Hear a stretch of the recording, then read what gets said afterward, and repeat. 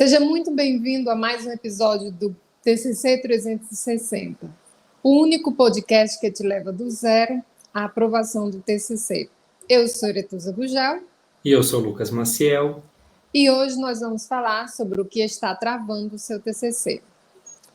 Lucas, tem uma frase muito conhecida de todos nós que somos professores universitários, que é: nem todos os universitários conseguem aprovar o TCC. E hoje nós vamos começar falando sobre essa questão.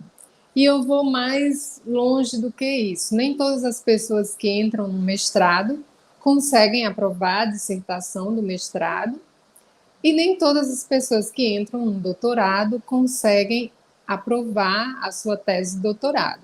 Então, por exemplo, nós que já passamos por todos esses percursos, graduação e pós-graduações, com certeza conhecemos alguém que nunca terminou a graduação, ou nunca terminou o mestrado, ou nunca concluiu o doutorado, porque não conseguiram fazer os respectivos trabalhos de cada curso. E aí, eu, por exemplo, eu conheço algumas pessoas que não terminaram a graduação, não concluíram o mestrado e tampouco o doutorado, justamente por essa questão do trabalho final do curso.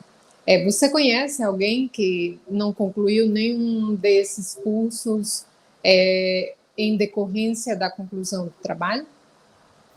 Então, Enetusa, muito se fala da evasão na universidade. Talvez isso não fique muito claro para os alunos, porque eles não estão, como nós, professores, vendo o número de alunos que entram na universidade ou o número de alunos que saem.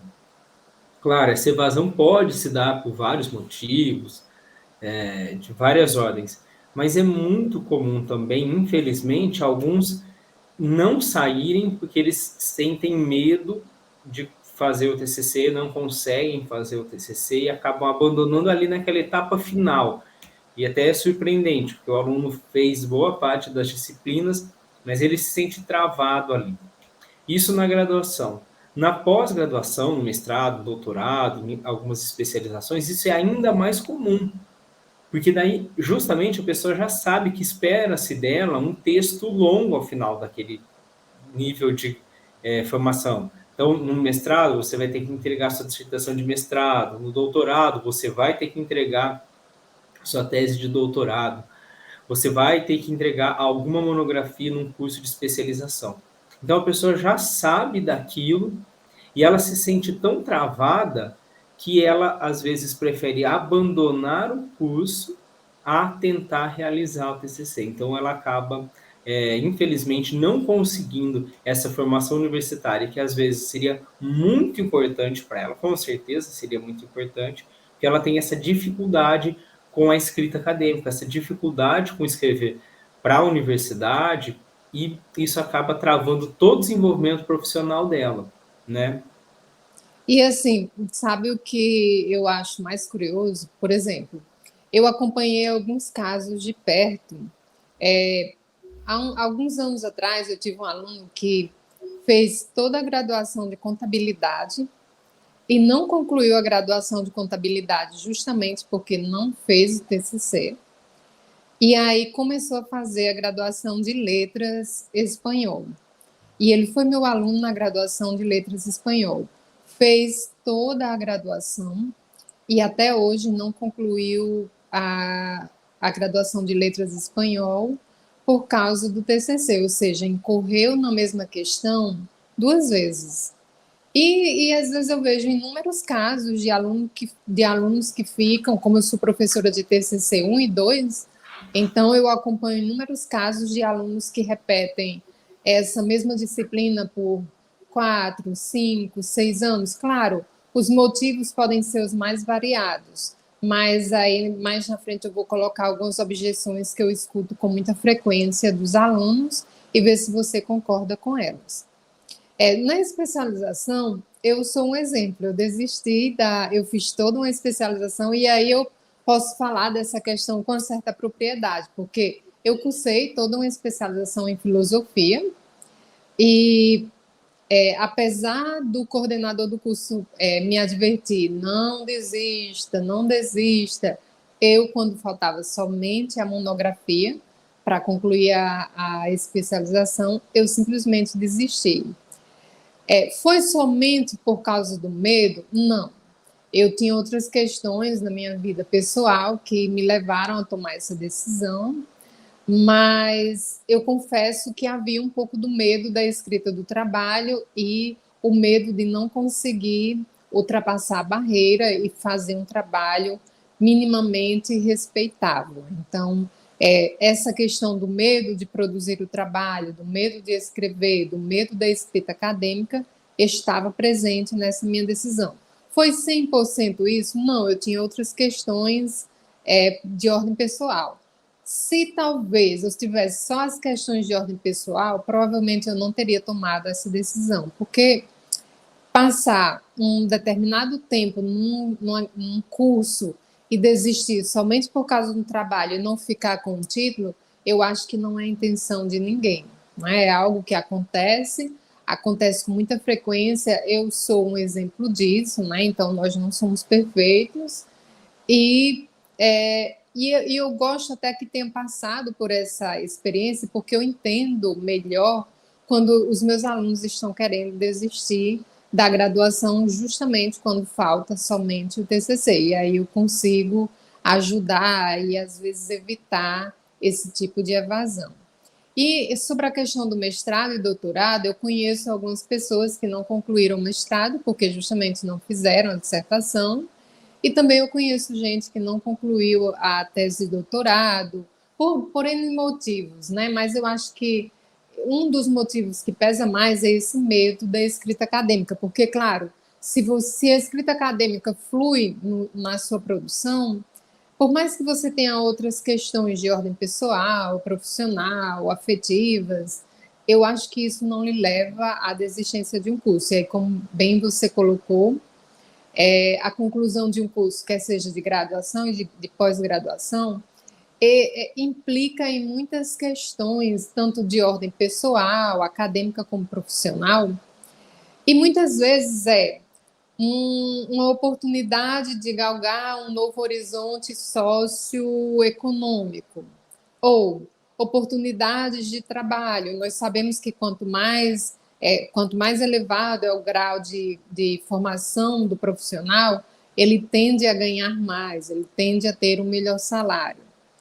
E muitas vezes a realização de um sonho pessoal, familiar, ou seja, são várias questões que são extremamente motivadoras, que levam alguém a fazer uma graduação e se sacrificar para fazer uma graduação ou uma pós-graduação, para chegar no final desistir somente por causa do TCC. Então, essa desistência por causa do TCC não é funcional, é uma questão, digamos assim, disfuncional na conclusão de qualquer curso, quer seja ele de graduação e pós-graduação.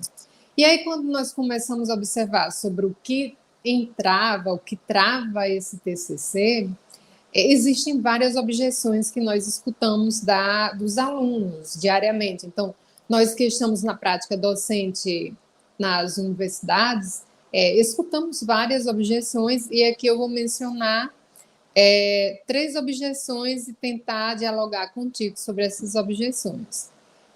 Eu não tenho tempo. É uma das primeiras que acontece. Por quê? Muita gente está fazendo a graduação, mas às vezes já está trabalhando. Quando chega no último ano de graduação, muita gente já está trabalhando. E aí começa a falar, eu não tenho tempo.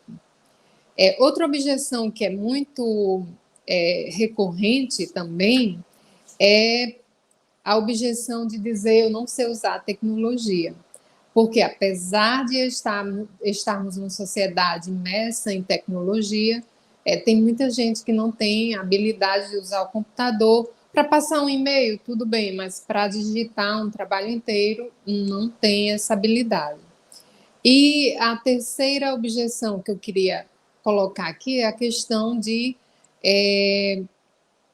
que vai dar tudo errado, eu não vou conseguir fazer, né? Então, é interessante. E aí uma coisa que eu vejo comum nessas três objeções, e aí eu coloco para você, para ver o que é que você acha. A mente humana, ela está preparada para fazer com que nós sobrevivamos, e não que sejamos felizes, não que tenhamos êxito. Então, por exemplo, quando é uma atividade de alto custo cognitivo, o que é que a mente que nos prepara para sobreviver e economizar energia vai fazer? Procurar desculpas para que nós não gastemos energia com aquilo ali. Então, por exemplo, se a escrita e a escrita acadêmica é uma atividade de altíssimo custo cognitivo, é natural que a mente coloque objeções. E uma das primeiras objeções é: eu não tenho tempo. Né? Outra objeção é: vai dar tudo errado. E a outra objeção que eu mencionei aqui anteriormente: eu não sei usar a tecnologia. Podem ser objeções reais, sim, mas são transponíveis, digamos assim. Qualquer pessoa, se dedicando àquele período que tem para elaborar o trabalho, consegue transpor essas objeções, essas barreiras. E aí, normalmente, essas pessoas que se prendem a essas objeções, a esse medo, elas tendem a procrastinar o trabalho ou ficar travados na elaboração desse trabalho. O que é que você acha sobre isso? Eu vou retomar aquilo que eu comecei falando hoje. O que acontece? A pessoa ela entra disposta a cursar uma graduação. 4, 5, 6 anos. Ela entra disposta a cursar um mestrado de 2 ou mais anos, um doutorado de 4 ou mais anos. Naquele momento, ela consegue muitas vezes fazer todas as disciplinas, ou grande parte. Quer dizer, até ali ela também não tinha tempo. Porque pode ser, ao final eu arrumei emprego? Pode ser, existe isso também. Mas, ao mesmo tempo, se ela chegou tão longe ali na vida acadêmica, se ela já cursou 3, 4 anos, 3 anos e meio, ela também sabe que isso facilitou para ela. Porque quando nós começamos a vida acadêmica, é tudo diferente. São novas exigências, são novos professores, é um novo modo de aprender, é um novo modo de ser avaliado. Então, é claro que para quem está no 4º ano de uma graduação é mais fácil do que para quem está no primeiro. Então, ainda que a pessoa agora esteja trabalhando, ela também já tem esse feedback, ela já tem esse conhecimento de como as coisas se dão. Então, isso também facilita para ela. O que acontece, na verdade, é que ela tem o medo de escrever academicamente. Porque ela foi realizando trabalhos que eram ou textos curtos, ou eram provas. Ela nunca parou para escrever um gênero textual, um gênero discursivo longo, como uma monografia de conclusão de curso. Essa que é a questão. E eu entendo isso, porque o que acontece? Eu fiz resenhas, eu fiz provas de cálculo, eu fiz provas de múltipla escolha, eu entreguei trabalhos, mas eu não escrevi um texto acadêmico longo. Então, o que eu não desenvolvi? A minha escrita acadêmica. É justamente a nossa proposta, que a pessoa vá olhando e vai desenvolvendo ao longo do tempo a escrita acadêmica. Porque se você vai desenvolvendo a sua escrita acadêmica, quando chegar para você escrever o seu TCC, você com certeza vai conseguir escrever com tranquilidade. Porque o que acontece? Por exemplo, a pessoa já fez uma graduação, né? Concluiu e fez o TCC. Ela já passou por essa etapa. Daí ela vai fazer uma outra graduação, uma segunda graduação. Muitas vezes ela já está trabalhando, ela já está empregada. E por que ela não tem tanto medo assim de fazer o TCC? Porque ela já fez. Claro que ela pode sempre melhorar essa escrita. Não tenho dúvidas de mesmo quem às vezes fez 2, 3 graduações, mas não parou para desenvolver a escrita acadêmica, tem que aprender para escrever cada vez melhor academicamente. Mas o que acontece? Provavelmente essa pessoa aí que está na sua primeira graduação, se ela não se dedicar a aprender a escrever para a universidade, para realizar um gênero como o trabalho de conclusão de curso, para realizar um TCC, ela não vai conseguir fazer o TCC bem feito, com tranquilidade. E além de tudo, o que acontece? ela sabe que vai ter essa cobrança ali ao final do curso, ela vai postergando isso, esperando às vezes uma solução mágica que não vai acontecer. É. Aí quando ela chega, né, e agora eu tenho que escrever o TCC, ela trava. Ela fala, não consigo, não sei fazer, não vou conseguir entregar, e aí eu começo com desculpas para mim mesmo, como você me colocou, Etas. Eu desisti porque eu não tenho tempo, eu desisti porque eu não sei lidar com o computador, aí tudo está dando errado na minha vida nesse momento. Tudo isso pode ser verdade. Mas provavelmente o que está te impedindo mesmo é que você não tem domínio da escrita acadêmica. Ou então, porque você também está, como nós já comentamos em outros episódios, criando uma expectativa surreal do que você deve entregar. Então, você tem que entregar um trabalho de conclusão de curso, de graduação, um trabalho de especialização, e você acha que você já vai escrever academicamente e já vai ter a profundidade acadêmica de alguém que está no pós-doutorado. Bom, aí também fica difícil. Então, quer dizer, eu me disponibilizei para fazer uma especialização, de repente, em uma área que não é a minha área. No momento, eu acho que eu vou fazer uma especialização em cinema, não é a minha área. Provavelmente, no curto espaço de tempo que é para fazer uma especialização, eu não vou conseguir ter todo o arcabouço teórico de alguém que já fez uma graduação naquela área. Então, provavelmente, essa pessoa vai ter mais facilidade. Agora, o que eu tenho que saber é, dentro das minhas possibilidades, será que esse trabalho é minimamente adequado? Eu me sinto confortável para fazê-lo? Então, acho que tem isso também. Mas, para mim, o principal mesmo é esse medo de escrever academicamente. E esse medo vem do desconhecimento. Um desconhecimento que pode melhorar à medida em que você investir em aprender a escrever academicamente cada vez melhor. Bom, e aí o que acontece? Quando você vai aprendendo a escrever ao longo do tempo, vai ser difícil você se dar desculpa de que no final você não tem tempo para escrever. Porque você foi aprendendo a escrever academicamente. Então, ali, ao final do curso, ao final do mestrado, do doutorado, você vai ter condições de escrever o seu texto, de entregá-lo com tranquilidade. O uso das tecnologias, ele é difícil para todo mundo, né? Na verdade. Então, nós vamos aprendendo, às vezes você vai também contar ali com algum profissional, se for o caso, enfim. E essa ideia de que tudo está dando errado, muitas vezes é uma autodesculpa. É algo que eu falo para mim mesmo e falo para as outras pessoas, para não mostrar que eu estou me sentindo frustrado por não conseguir realizar algo que eu me propus a realizar. Eu me propus a fazer a graduação, me propus a fazer o mestrado, me propus a fazer o doutorado, mas tem uma parte significativa dessa formação que é escrever, para a qual eu não investi tempo. Eu estudei para todas as disciplinas. No mestrado, eu fiz a pesquisa, eu fiz as leituras, eu coletei os dados, fiz isso no doutorado. Só que eu não investi em aprender a escrever academicamente. Então, é isso que acontece. Quando eu não invisto em aprender a fazer algo, é óbvio que quando eu for cobrado a respeito daquilo, eu vou travar. Então, acho que é isso também que faz com que as pessoas acabem travando aí na escrita acadêmica. O que você acha? Exatamente, eu concordo com o que você coloca, Lucas. E é interessante que esses alunos eles travam, né, nessa escrita e muitas vezes esse travamento, digamos assim, esse impasse leva à desistência, como foi o meu caso e como é o caso de muitas outras pessoas. E é angustiante num período que alguém concluiu todo um curso tomar a decisão de desistir. Eu sempre acredito que ninguém investe, por exemplo, eu coloco a questão, sempre analogia com relacionamento, né? Você vai se relacionar com o seu TCC pelo menos um ano, então, um relacionamento que você, dentro de um ano, não vai poder terminar.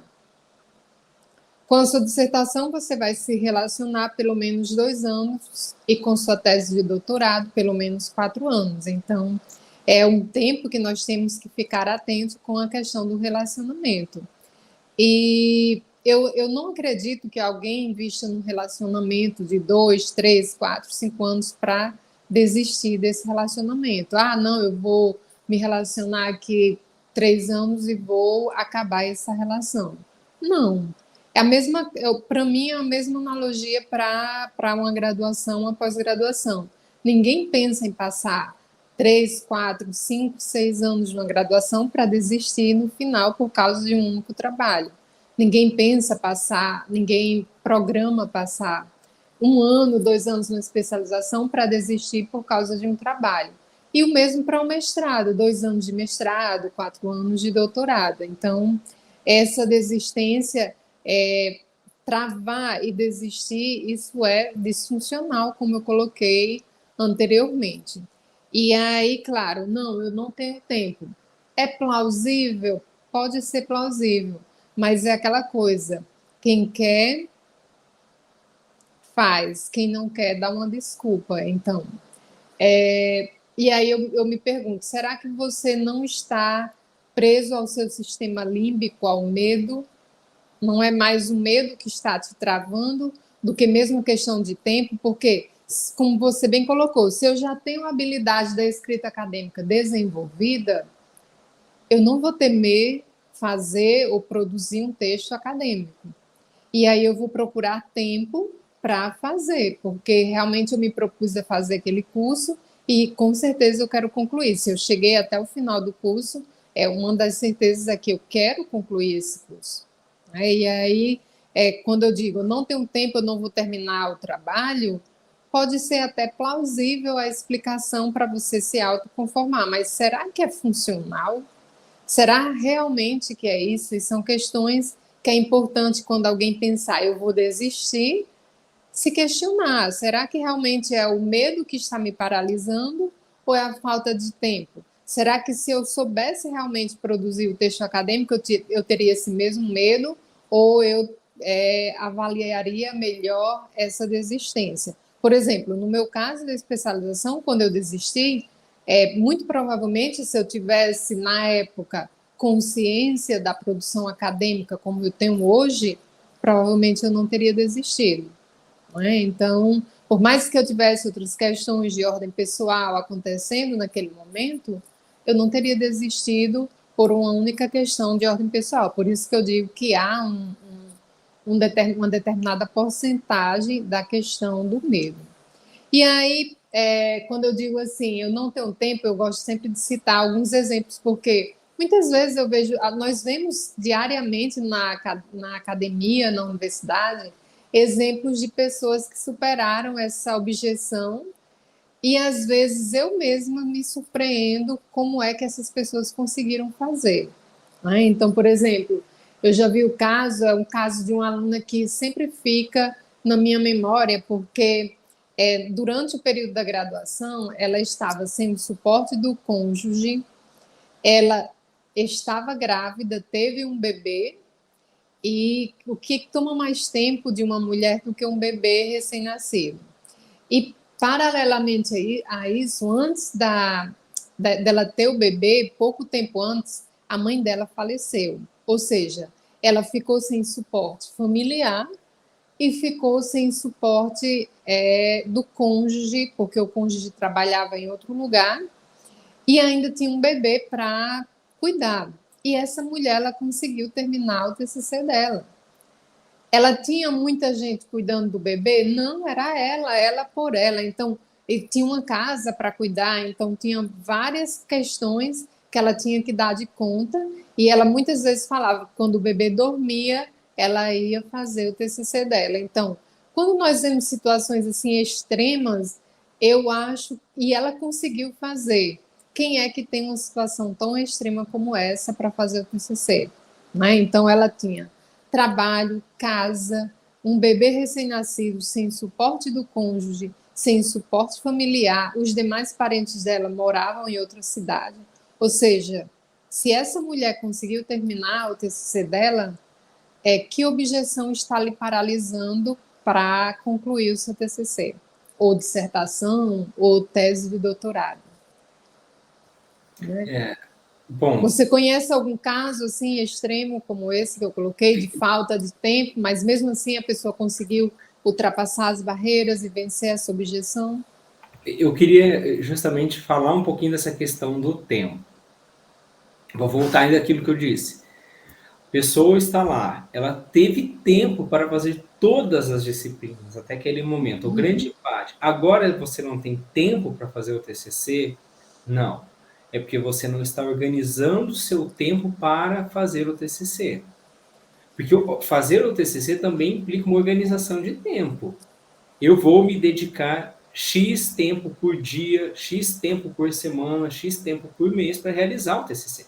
Então, se a pessoa se dispuser, por exemplo, a escrever, não estou falando ler, não estou falando preparar materiais, estou falando escrever meia hora por dia, ela vai conseguir fazer o TCC dela. Não vai ser em um mês, vão ser em alguns meses, mas ela vai conseguir realizar o trabalho dela.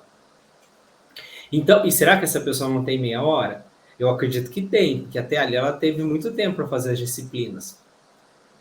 Então, assim, na verdade, não é a falta de tempo, é que está te travando o seu medo de escrever e você não está dedicando tempo para escrever. Então, é lógico que não vai surgir, né? Também vem aquela ideia romântica, aquele mito de que um dia vai vir a inspiração e eu vou sentar e vou começar a escrever do nada. Não vai.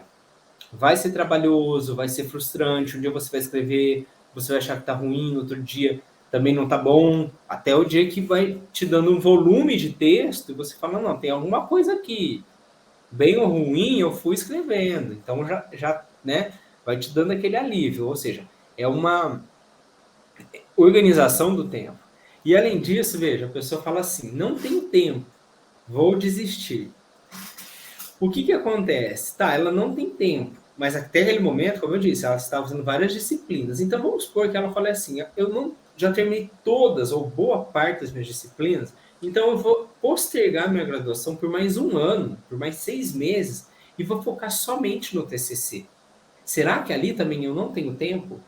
Não é, ela está desistindo não é pela falta de tempo, é pela falta, digamos, de coragem de enfrentar o medo de escrever. Eu entendo, porque dá medo para quem nunca escreveu, mas é possível desenvolver. Mas é isso, então não é a falta de tempo.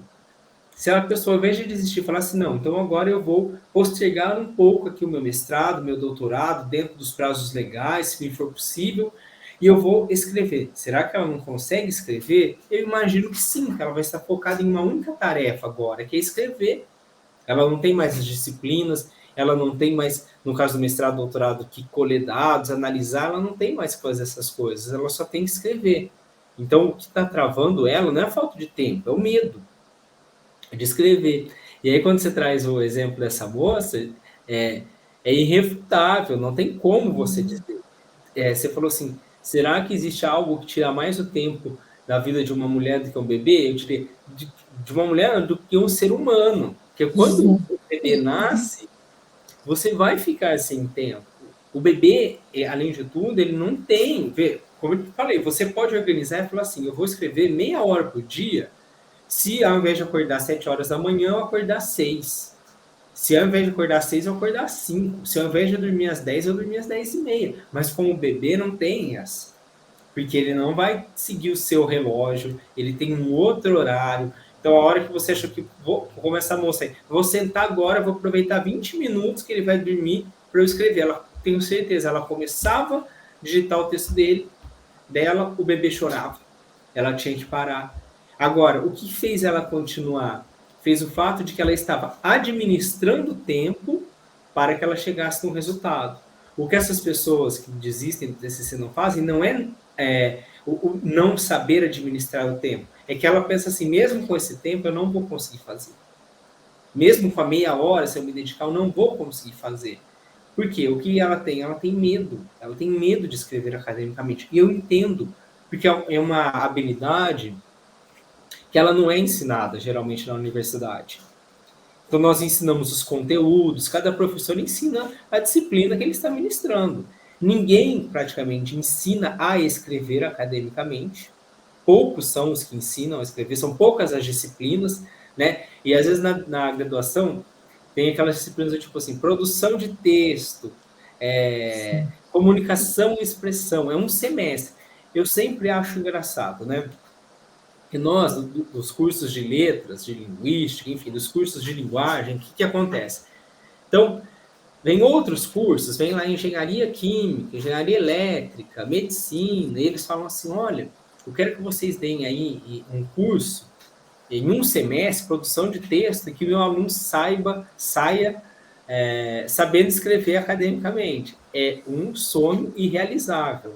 Nem ele, nem mesmo o estudante de letras vai aprender a escrever em 6 meses em uma disciplina que vai ser dada ali em 60, 40, 90 horas. Ninguém vai aprender, e ainda mais porque naquele contexto você está dando aula para vários alunos. Então, como que você vai conseguir ensinar para ele tudo aquilo em 6 meses? É um sonho, totalmente irrealizável, é uma ilusão.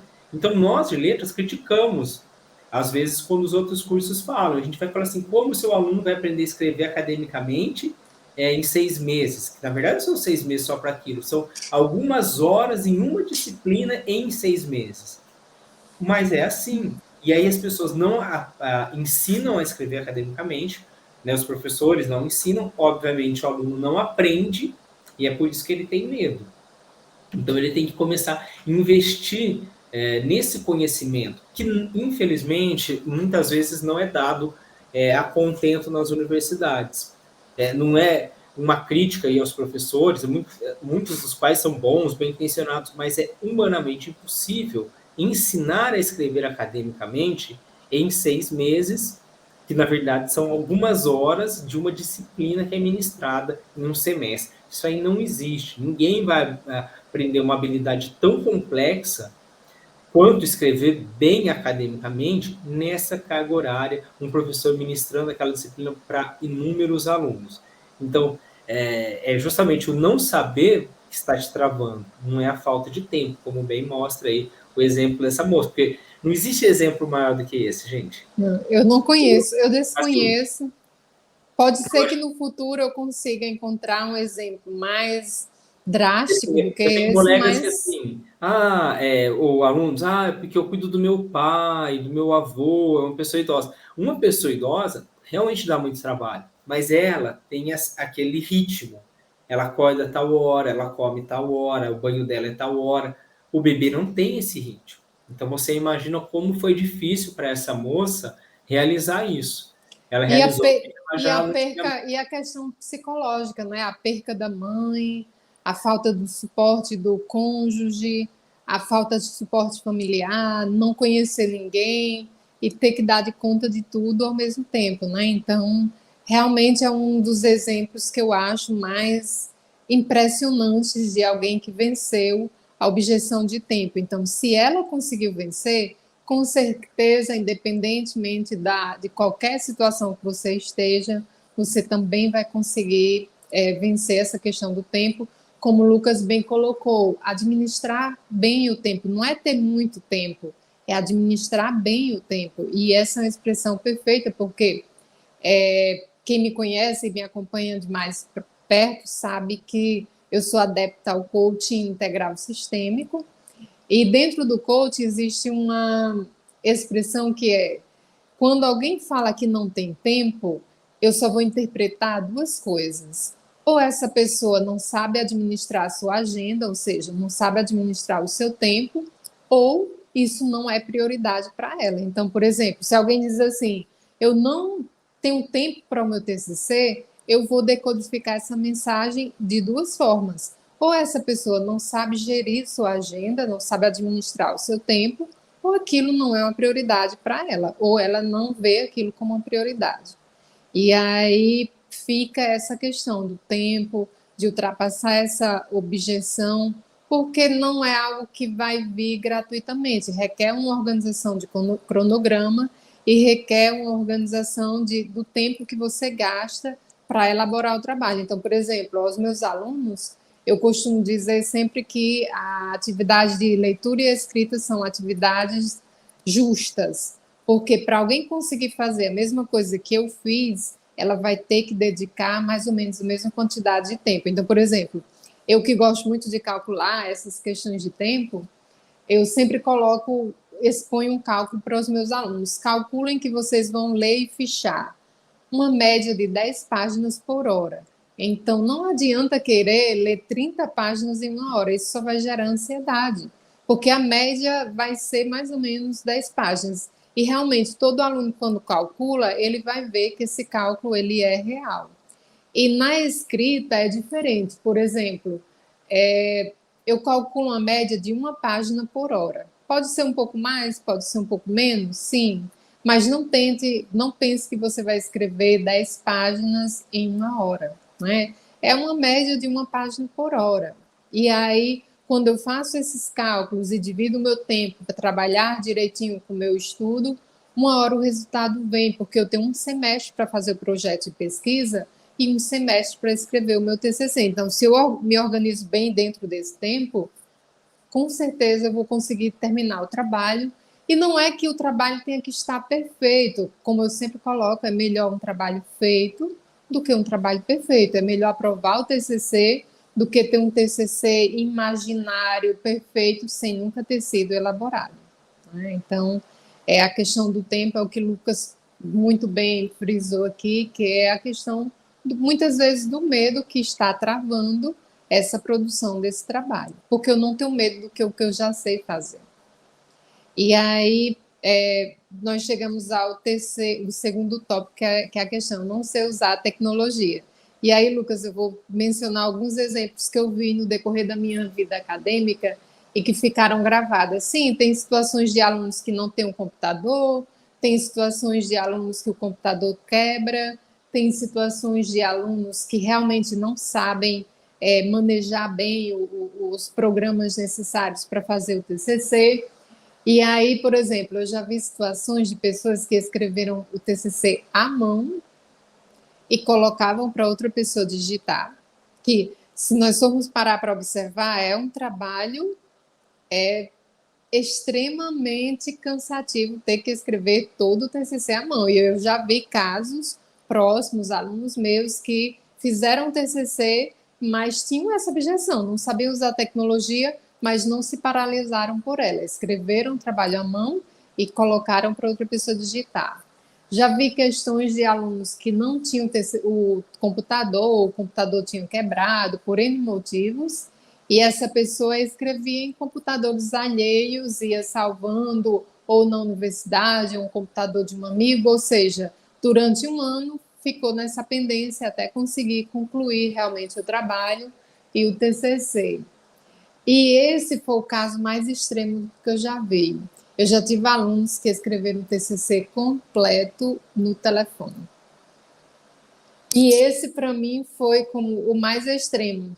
Tudo bem que o de escrever à mão era uma situação extrema, de usar computadores dos outros, ou ter que estar procurando um computador em cada instituição para usar, também é uma situação extrema e realmente dificulta, porque se eu posso estar na minha casa escrevendo, aquilo ali vai facilitar o meu trabalho.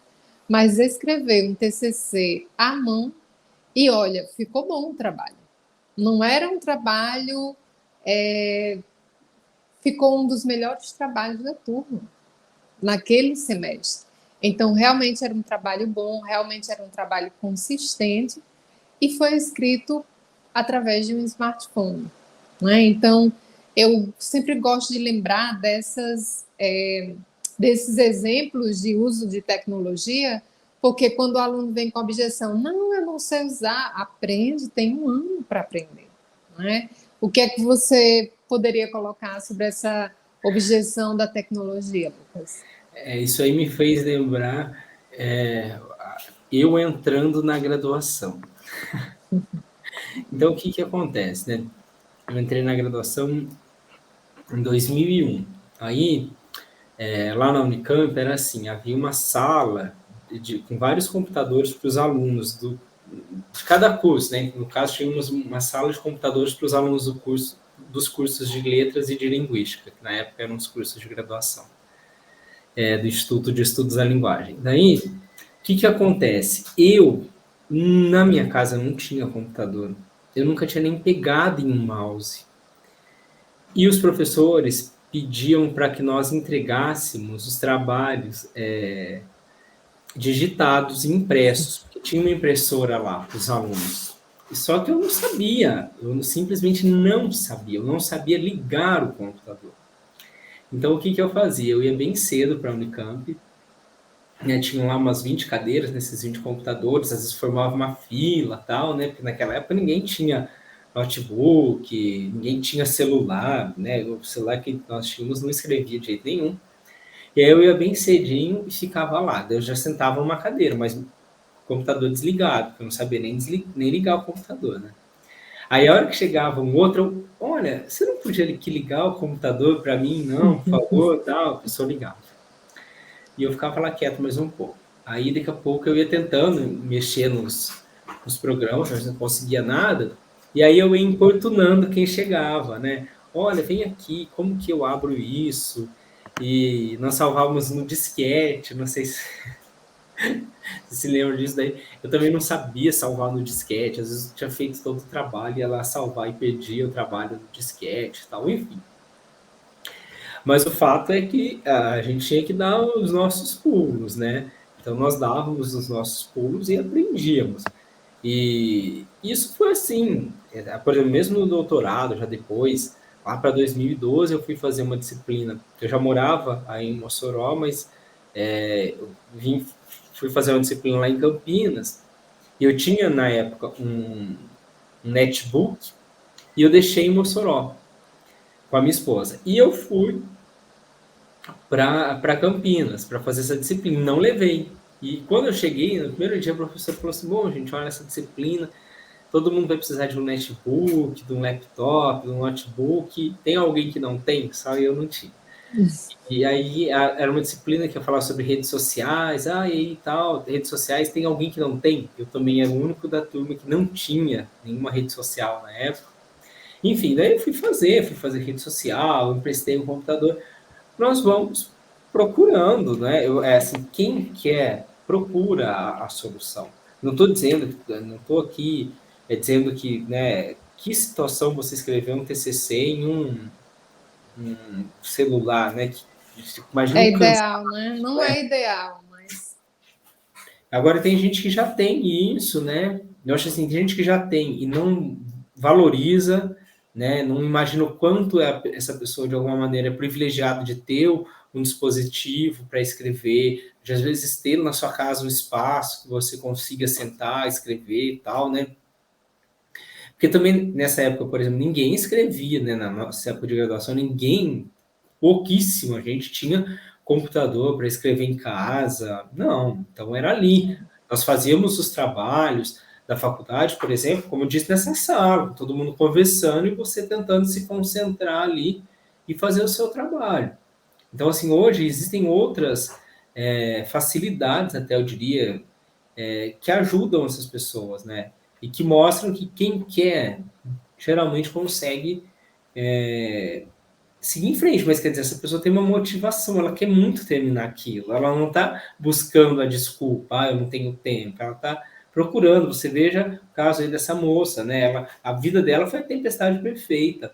Nasceu filho, o marido estava longe, houve a perda da mãe, e mesmo assim ela continuou, porque ela queria muito aquilo, né? exato. E essa questão da tecnologia, muitas vezes o que observa é que as pessoas ficam esperando o mundo ideal, a estrutura ideal para fazer a coisa acontecer. E na realidade, a vida é o que é, né? Então, independentemente do que eu pense como ideal, a realidade ela é o que é. E aí eu tenho que aproveitar essa realidade que eu tenho para colocar em prática o que eu realmente quero fazer. E vem aquela questão: será que eu realmente estou sendo travada na produção do meu trabalho pela tecnologia ou porque eu criei um mundo ideal que eu deveria ter X, Y, Z para ter condições de escrever? Muitas vezes eu vejo os alunos pintarem uma rotina ideal como se nós que escrevemos, que estamos no meio acadêmico há um certo tempo, é como se nós tivéssemos uma vida perfeita desde o início do meio da academia. Então, Hoje nós não temos vida perfeita, e muito menos no início da nossa vida acadêmica, né? Então, todos nós tivemos nossas objeções. A diferença é que nós não ficamos paralisados por medo ou por qualquer outra objeção que pudesse surgir no nosso caminho. E isso é o que vai fazer a diferença. É essa vontade de transpor as barreiras e de romper as objeções que aparecem nas nossas vidas, porque isso é a vida real. A vida perfeita, quem é que tem uma vida perfeita? Por mais que eu tenha uma estrutura ideal, mas eu sempre vou ter as minhas questões, né? Eu sempre vou ter as minhas feridas, as minhas paranoias, e isso aí vai, de certa forma, se eu me prender a isso, vai fazer com que eu fique travada em qualquer coisa que eu queira realizar na minha vida. E aí, para ir concluindo, Lucas, é o pensamento que vai dar tudo errado. Ou seja, eu ainda nem comecei, eu ainda nem empreendi o que eu quero realizar, mas aí eu penso, vai dar tudo errado. E aí, assim, eu vejo isso como um exemplo típico do sistema límbico impedindo o ser humano a gastar energia com essa atividade de escrita, porque se eu penso vai dar tudo errado, para que é que eu vou me mover? Por que é que eu vou gastar energia? E eu sempre coloco de lembrar, a nossa mente nos prepara para sobreviver e economizar energia. Se é uma atividade de alto custo cognitivo, a própria mente vai colocar objeções para que eu não faça, eu não me movo, porque ficar parada eu vou economizar energia. Não fazer nada, eu vou sobreviver e vou economizar energia muitas vezes, porque a mente ela não nos prepara para ter êxito ou para ser feliz, mas sim para sobreviver e economizar energia, porque essa economia de energia vai nos ajudar a sobreviver também, porque ainda temos aquele mesmo sistema do tempo do homem das cavernas, né? Então, o medo faz parte do sistema límbico, das nossas emoções básicas, e ele vai nos travar muitas vezes. Mais uma vez, chegamos à questão do medo. E aí, o que é que você acha sobre essa questão de vai dar tudo errado? Pode parecer uma coisa menos importante, mas você vê, isso direciona demais a maneira como a pessoa vai se relacionar com o desenvolvimento do TCC e, portanto, com a conclusão, se ela vai conseguir chegar ao fim. Se desde o início ela está se colocando, dizendo para si própria que não vai dar certo, é óbvio que não vai dar certo. Né? Então, ela já tem que pensar consigo, sim, vai dar certo. Não um otimismo ingênuo, vai ser fácil, não é isso, mas vai dar certo. Porque tudo que você se propõe a fazer com trabalho, com dedicação, sem expectativas que não sejam reais, vai dar certo. E eu não tenho dúvidas de que vai dar certo, mas a pessoa precisa de um pouco de paciência, da consciência de que não é fácil, da consciência de que um bom TCC se constrói no dia a dia, não é uma inspiração. E eu acho que, inclusive, conforme ela vai fazendo aos poucos, ela vai reforçando para ela a certeza, não é nenhuma crença de que vai dar certo. E não o contrário, de que ela acha que não vai dar certo. Né? É bom a pessoa falar que não vai dar certo, porque também ela se acomoda. Ah, não vai dar certo, como você bem disse, né, Letus, não vai dar certo, para que eu vou me desgastar com aquilo? Mas você nunca vai. A gente pode mentir para todo mundo, né? Menos para si próprio, né? Então não adianta, porque no fundo você vai saber que você não fez, não é porque não ia dar certo, porque você não se dedicou àquilo, porque você de fato não quis aquilo, né? Porque de fato você não buscou. E aí você vai ter que lidar com a frustração de não ter conseguido terminar algo que você se propôs a terminar. Então eu me propus a terminar o curso, me propus a fazer toda uma graduação, um mestrado, um doutorado, mas eu não terminei pelo fato de que eu não entreguei um trabalho escrito. Quer dizer, como você vai lidar com isso? Aí você pode buscar esse subterfúgio, essa desculpa de que não ia dar certo mesmo. Mas não, ia dar certo sim. E é muito importante, na minha opinião, a pessoa vislumbrar o resultado. Por isso que eu sempre falo, né? Quando vai começar o TCC, eu já gosto que a pessoa já comece no esquema ali, né? No texto completo. com a capa, ela já vai colocando as coisas nos seus lugares, porque ela já vai vendo um todo. Mesmo que tenha um parágrafo, já está no todo. Então ela já consegue vislumbrar, e ela vai pensando assim, vou escrever um pouquinho por dia e eu vou entregar isso. Então, quer dizer, ela já vai olhando para o futuro, olhando, imaginando a si, entregando o trabalho, imaginando como o trabalho vai ser bem recepcionado, que ela vai ser bem avaliada. A pessoa tem que fazer isso. Isso é parte do processo. Olhar e se imaginar lá na frente já colhendo os frutos desse trabalho. Porque senão também fica o trabalho pelo trabalho. Você tem que imaginar os frutos que você vai colher em razão daquele trabalho. E isso é a questão da visualização, não é? Você visualizar o resultado que você quer obter, e isso é comprovado cientificamente que gera bons resultados. E vem a questão também, quando você coloca a questão da.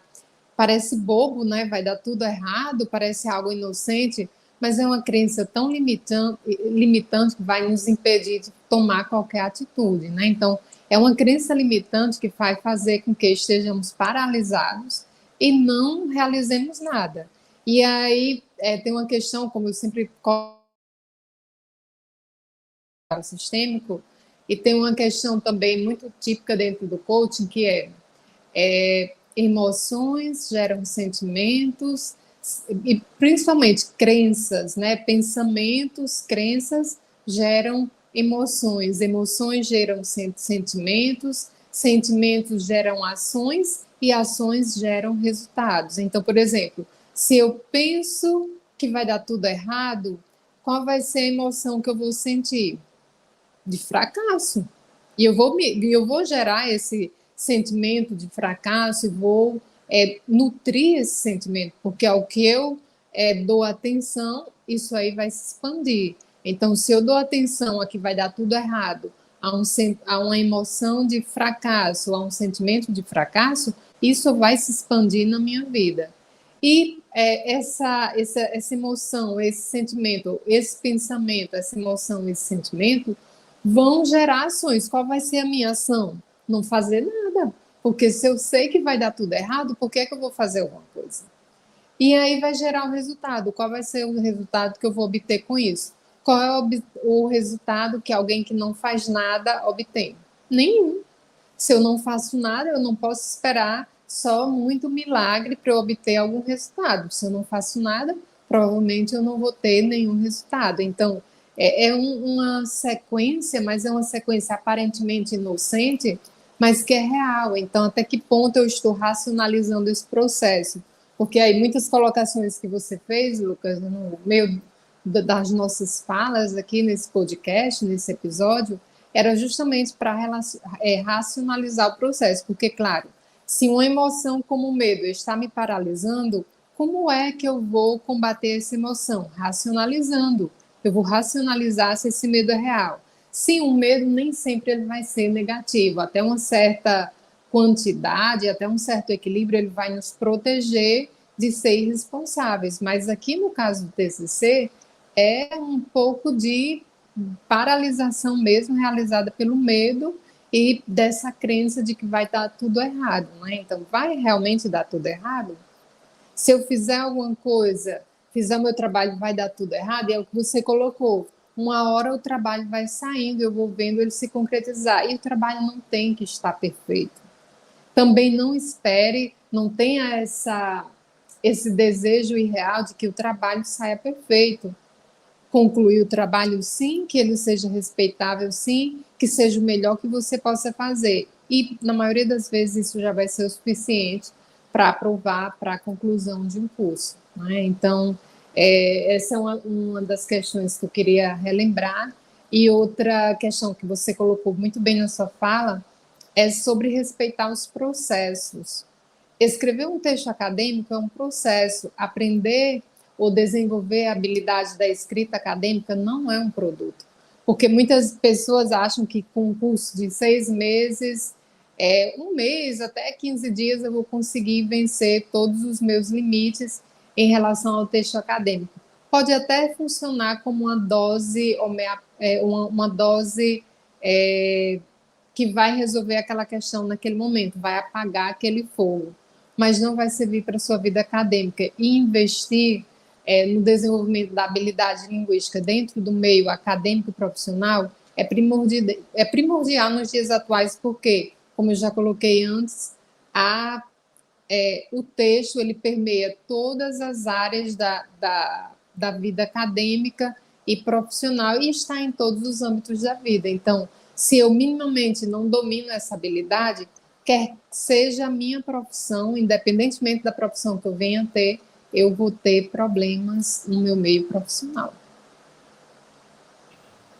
Com certeza, né? Então, você deve investir, e esse investimento é ao longo do tempo, para que você tenha uma base sólida, né? Não adianta você querer resolver uma coisa rapidamente, não vai ficar bem resolvido, você não vai ter uma autonomia da escrita, você não vai se sentir capaz, muitas vezes, de continuar, e aí você acha que você resolveu o problema, você só colocou ali uma solução muito temporária, que não vai resolver nada de fato, né? Então, investir na escrita acadêmica, eu não conheço ninguém que tenha investido, tenha se arrependido de investir na escrita acadêmica, né? Pela autonomia que te dá, pelas possibilidades profissionais que te traz. Então, eu acho que é um caminho muito importante de ser trilhado.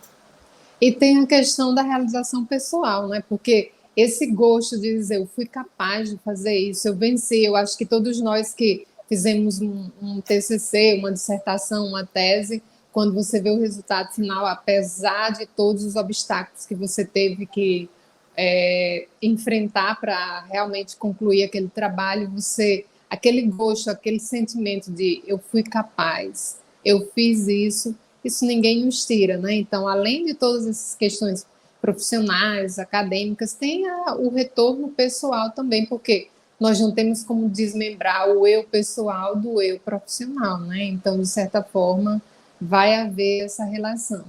E aí eu, como mensagens finais, é tentar investir nessa formação linguística, dessa habilidade da escrita acadêmica, desde o início da vida acadêmica, porque isso vai lhe dar facilidades, como você muito bem colocou, Lucas. Não vai resolver, porque, por exemplo, se eu estou terminando a graduação e tento fazer um trabalho em uma semana, colocando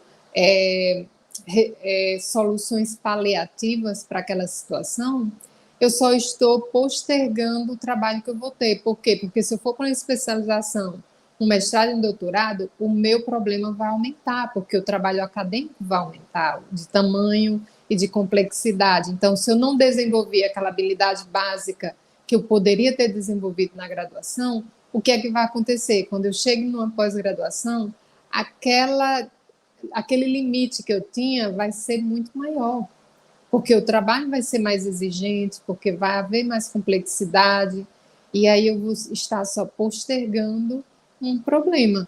E muitas vezes essas pessoas que vão empurrando isso para depois, e acham que uma hora vão resolver, são justamente essas pessoas que não terminam o trabalho ou desistem de um curso por causa desse trabalho final. E eu me coloco como exemplo disso com a questão da especialização. Porque eu me questiono, será que se eu tivesse saído da graduação com uma habilidade de escrita acadêmica bem desenvolvida na graduação, eu teria tido esse medo na especialização? Não é? Então, são questionamentos que nós podemos fazer. E, claro, se eu não desenvolvo habilidade, só faço de conta, uma hora aquilo ali vai me cobrar, não é? Uma hora a conta vai chegar. Com certeza. Então, assim, aquilo que a gente sempre fala, você precisa investir na sua escrita acadêmica para que você crie essa autonomia. Esse é um investimento muito bom, né? Porque, quer dizer, você vai investir, você vai se tornar cada vez melhor, um profissional cada vez melhor, um acadêmico cada vez melhor. Isso vai abrir inúmeros horizontes para você. Você já imaginou se todo mundo que entra na graduação desenvolvesse a habilidade acadêmica? Que hoje que eu vejo assim, muita gente termina lá a graduação, né? Eu acabei de fazer o curso de Direito, quantos foram fazer mestrado? Ninguém. Quantos foram fazer uma especialização? Poucos, se foram. E aí daí vai ter todo aquele problema de novo, porque não desenvolveu essa competência tão importante e que vai ser sempre um diferencial na sua vida. E hoje, como eu falo, você vai pegar diferentes profissionais de diferentes ramos, os mais bem-sucedidos, e eles querem ter as titulações, eles querem ter a possibilidade de estar academicamente atuantes, de fazerem pesquisa, de publicarem, enfim, né? Então, eu acho que é algo que você nunca vai se arrepender de investir na sua escrita acadêmica. Então, para É, isso, a gente tem que, né, pegar esses medos aí e buscar superar. e como mensagem final, né, para irmos concluindo o nosso podcast de hoje, invista no desenvolvimento da sua escrita acadêmica e não deixe o medo, seja ele qual for, lhe paralisar. E às vezes esses medos, muitas vezes, vêm disfarçados como algumas objeções, como a que nós colocamos aqui. Eu não tenho tempo, eu não sei usar tecnologia, ou vai dar tudo errado, né? E aí, quando nós vamos colocando os exemplos ao longo do podcast sobre questões que vimos na nossa prática docente na universidade, nós vemos que, na realidade, é mais um medo do que a objeção propriamente dita. Porque, por exemplo, quem tinha menos tempo do que essa aluna que teve o filho, que eu mencionei no podcast? Quem tinha menos acesso à tecnologia do que essa aluna que digitou o seu TCC todo no telefone? É confortável? Não é confortável, mas foi a forma que ela encontrou de resolver essa questão. E muitas outras pessoas que começam com todos os limites que venham da formação básica, da formação secundária e entram no meio acadêmico com todas as dificuldades, essas pessoas poderiam pensar, vai dar tudo errado, e não vai dar. E para concluir, eu vou citar um exemplo, já que Lucas mencionou a questão do computador. Quando eu entrei na graduação de letras em inglês, eu não sabia falar inglês, né? Eu tinha aquele inglês básico do ensino médio de uma escola pública. E aí eu sentava ao lado de alguns colegas que já falavam inglês, que vinham de escolas de idiomas como CCA, FESC, e eu prestava atenção no que o professor dizia e olhava para eles e falava o que foi que o professor falou. E assim, pouco a pouco, eu fui conseguindo desenvolver, claro, com estudo, com muito trabalho, eu fui desenvolvendo a habilidade linguística as habilidades linguísticas básicas no inglês, a audição, a fala, a escrita, a leitura. E foi fácil? Foi de um dia para a noite? Não, não foi fácil. Demandou tempo, demandou muito esforço, mas veja bem, eu entrava numa sala de aula, um professor dando aula em inglês e eu não sabia nada do que ele estava falando. E aí eu pergunto, tem uma questão pior do que essa para você pensar? Vai dar tudo errado?